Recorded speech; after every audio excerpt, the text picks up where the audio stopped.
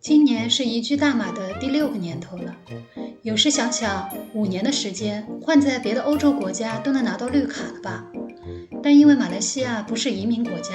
所以我们只是居住消费而已。那么我们错失了什么吗？为什么要谢谢马来西亚呢？今天就一起来聊聊我们在大马的小日子吧。其实我觉得是否损失，关键还是看自己要的是什么。若是想换个身份，那么确实是损失了5年的宝贵时间，而我们要的无非就是面朝大海，低成本慢节奏的惬意生活，所以应该是心满意足了吧。经常听到一些朋友说，只要在哪个欧洲国家熬个几年就能拿到身份，可我觉得吧，过日子一旦变成了熬，似乎也就没什么趣味了。而在大马这5年，感觉日子真的很快，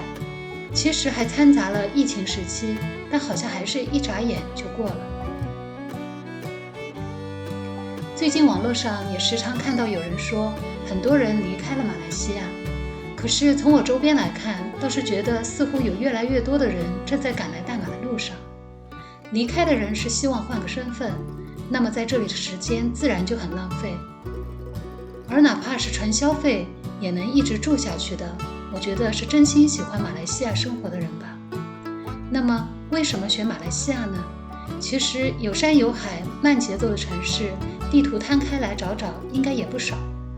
但作为普通的中国家庭，其实受限制的也更多。像我们这样的80后，是中国的独生子女一代，从小父母的生活就是围绕着我们转，现在父母老了，生活也是习惯了紧紧地围绕着我们，而我们从小接受的教育就是父母在，不远游，而父母们又信奉着落叶归根，所以没有兄弟姐妹独生子女的我们，能做出移居这个决定都是相当不容易的。这里面不仅要综合考量孩子们的教育问题、生活成本、舒适度，更得考虑好父母的感受和父母的安排。就拿我们家来举例，其实当年做出这个决定确实是尽量综合考虑了。首先从地理位置来说，马来西亚属于东南亚，它不会像去一些欧洲国家或是加拿大、澳大利亚那样需要飞10几个小时。其实不论槟城或是吉隆坡，离上海都不远。槟城因为一直没有直航，往返没那么方便，但是吉隆坡到上海其实只需要5个半小时的航程。而就在做这篇视频的时候，吉祥航空已经宣布5月31日启动直飞线路，这样5小时20分就能槟城直飞上海了。文化方面，大马可以说是海外华人当中保留中华文化最好的地方了。不少朋友来马来西亚，特别是槟城，经常提到一种出国了却又好像没有出国的感觉。因为在大马，我们时常会有一种恍惚的熟悉感。这里有我们一样黄皮肤、黑头发、说着流利华语的马来西亚华人。这里的大街小巷时常会见到我们熟悉的中文方块字。这里有正宗地道的粤菜、闽南菜、客家菜和海南鸡饭。最让人惊叹的是这里的大马华人对中华传统文化的保存完整程度。因为这里甚至有国内不太见到的宗祠商会、新年庙会、舞龙舞狮、拜天公的大型祭祀活动，让你感觉比中国还中国。虽然华文至今还没有成为与马来文同等的官方语言，但有相对独立的从小学、中学到大学的华文教育体系，所以马来西亚的华人绝大多数都是会说华语，而且会写汉字的。这得益于以林连玉先生为首的大马华人社会的共同努力，而槟城的华人占比更是要超过70%。所以说，如果是带父母一起移居的话，更推荐槟城。因为我们的父母辈大多数英文不太好，那么如果住在吉隆坡的话，语言不通的问题就会比较突出。19年暑假，我爸妈来吉隆坡看我们的时候，就明显感受到，如果没有我们的陪同，好像很难出门。因为吉隆坡的华人占比比较低，即便当时我们住在使馆区，附近福春超市的员工基本都是马来裔和印度裔为主，所以我妈有次下午尝试自己一个人去超市买西瓜，虽然任务完成了，但全程手语比划。事后是当笑话来说的，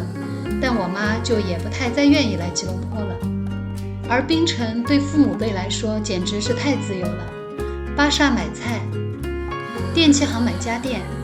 诊所问诊，药房买药，逛街理发，基本都能自己搞定。像我公公婆婆也一直常去槟城，我们住在同一小区的2个单位，他们交的当地朋友比我们还多，经常会和当地朋友一样，如果自己不高兴做饭了，就2个人出门找家心仪的档口解决，美味又划算。平时还会和当地朋友串门，我婆婆甚至还加入了当地的一个书画协会，生活比我们还精彩。不过如果语言没有问题的话，吉隆坡毕竟是首都，大城市的华丽感和生意机会的话还是会更多一些。孩子们呢，在这里也很适应，因为1年4季都是夏天，没有换季的烦恼，相对来说感冒生病也会少一些。而住在一个有山有海的城市，最开心的当然也是孩子们。平时上学没法跑远，但因为每天的功课基本上都是1小时以内搞定，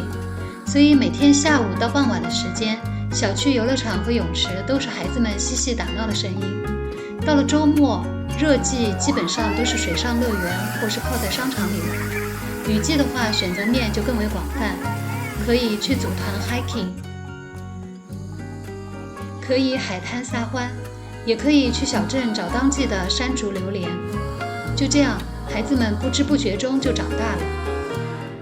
这是刚刚来吉隆坡读 CFO 幼儿园时还完全不懂英文，姐妹俩跟着电视节目强化学习 phonics， 回头看看这2小只牙牙学语的样子，真的好稚嫩。而现在已经可以自己按照老师的要求简单完成一个英文的 project， 确实成长了不少。姐妹俩因为很小就来了马来西亚，所以英文适应的比较快，当然相应的中文基础就会比国内的孩子差一些，中文的读写会比较弱。我呢也不高兴给他们另外补课，时不时的就在早上的刀切小馒头上刻几个方块字，稍微强化一下。而年龄大一些的孩子过来，中文基础就会比较扎实，但相应的英文就需要多花一些时间去适应，同时可能还有一个对国际学校不一样学制的适应过程。当然，能长期居住在国外，除了文化层面的认同，一定还有更加实际的生活问题。而马来西亚总体上来说是物产丰富，价格实惠。饮食这块，因为马来西亚的饮食本身就非常的多元化，而又因为有了大马华人，所以基本上就算你有个中国胃，应该在这里也基本都能得到满足。作为海岛国家，大马不仅有品种丰富的海产品，还盛产让很多人魂牵梦萦的猫山王榴莲。有些朋友甚至会每年飞来大马，只为了那一口榴莲肉。那些飞大马的航班也被戏称为榴莲航班。这样说来，住在这里的我们就幸福多了，因为7、8月榴莲旺季，你甚至可以吃到5马币1公斤的干邦榴莲，而山竹也会卖到8马币1公斤，绝对是可以让你吃到爽的地板价。大马整体的物价其实已经比我们刚刚来的时候涨了，不过还是很温和的。面粉、鲜奶、牛肉、海鲜、热带水果都还是很有价格优势的。而大马作为石油产出国之一，油价自然是比其他国家便宜，加上政府有津贴，让大马成为全球排名10大低廉油价的国家。因此在大马，加油站可以说是遍地开花，甚至比便利店还要密集。在高速公路或社区，每隔10多分钟车程就会有一个油站。我们是20年末买的车，那时候还加到过1块4毛几的95号油。当然现在还是不贵，因为有政府补贴，封顶2.05马币。至于房价，马来西亚的房子其实品质、设计感、配套都很不错，而且还是永久产权，但价格相对其他国家真的不贵，而且价格一直比较平稳，不太会像国内那样暴涨。租金价格确实比我们刚来时有提高，但应该也只能说是疫情后的价格回归，不能说贵，价格还是很合理的。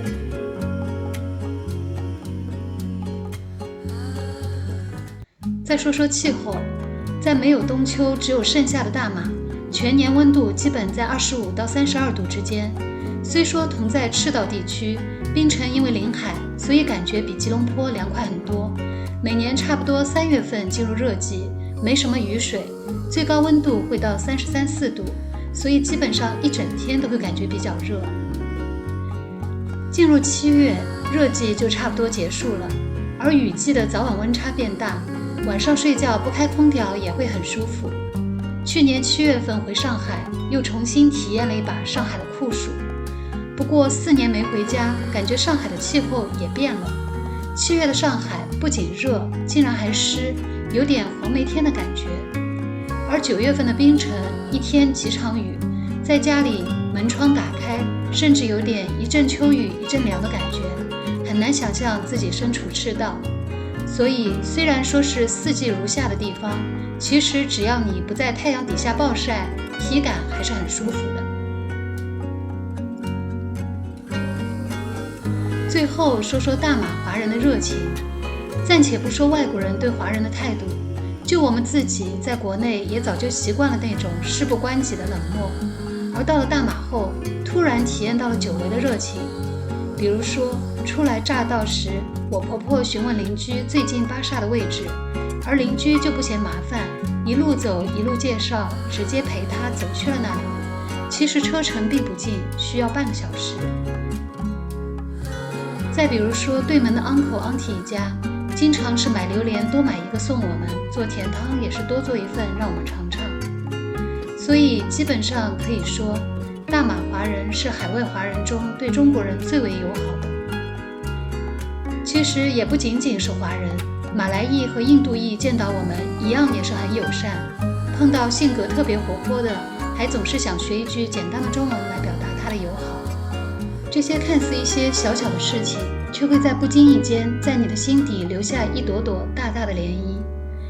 所以在大马住了这几年之后，再摊开地图，想找个和现在差不多的地方做备选，却发现好像没有那么容易了。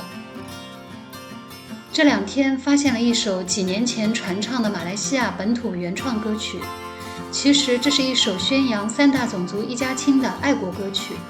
不过这首歌的曲调和歌词都和大马给我的感觉很接近，朴实而真诚，而 MV 中出现的一张张淳朴的笑脸，又和我平时感受到的特别贴近。不过涉及版权问题，我就不播放了，感兴趣的朋友可以去看看，名字就叫谢谢马来西亚。借此我也想谢谢马来西亚，给了我们这宁静而又美好的5年。我是 80s Easy Life Vlog，谢谢你的耐心观看，下次我还会在这里继续和你分享我们在槟城的生活点滴。